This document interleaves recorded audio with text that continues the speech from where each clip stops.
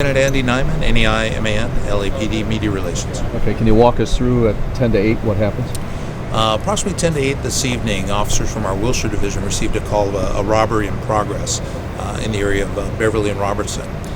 When they arrived, they actually met up with citizens who directed them into a clothing store, and it was at that point that they were met by what turns out to be a retired Simi Valley police officer. That retired police officer happened to be eating dinner in a local restaurant around the corner with his girlfriend when the suspect entered the location, produced a very long knife, and approached the retired officer and his girlfriend and demanded property. At that point, the retired officer pulled out his service weapon and then chased the suspect out of the store into the clothing store, where the suspect ran to the rear of the store and secreted himself inside of a bathroom. Where we are at this point is the suspect is still barricaded within that bathroom. Our SWAT members have been on scene for over an hour now. They have made progress in negotiating with him and talking with him. However, that is stalling a little bit at this point.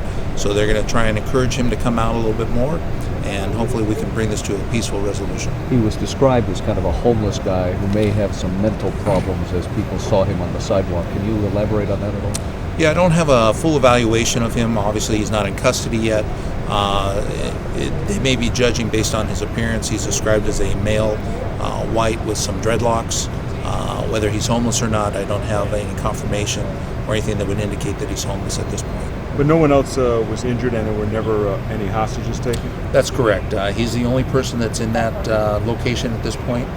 Everybody from the store was evacuated immediately as the incident evolved, as were all of the adjacent store owners and occupants and customers. We've got one guy with a knife in the bathroom, yet he's been in there 2 hours, and there's got to be 50, 60 cops here. Why are we waiting so long just to get him out of the bathroom? Well, again, time's on our side. You know, if we can get him out peacefully without any injuries to him or any of our personnel, that's our ultimate goal. And we will continue to negotiate with him and try to get him out of there.